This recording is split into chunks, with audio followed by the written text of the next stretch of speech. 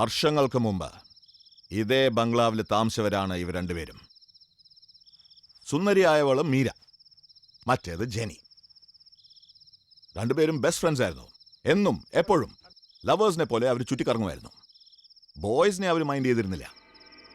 ഇവരുടെ രണ്ടുപേരുടെയും അറ്റാച്ച്മെന്റ് കണ്ട് തെറ്റാണെന്ന് പറഞ്ഞവർ പലരും ഉണ്ട്. പക്ഷെ അവരതിനൊന്നും ചെവി കൊടുത്തില്ല.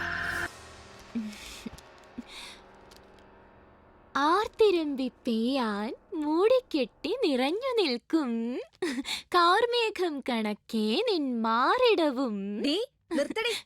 ഞാനിങ്ങോട്ട് വന്നാലുണ്ടല്ലോ.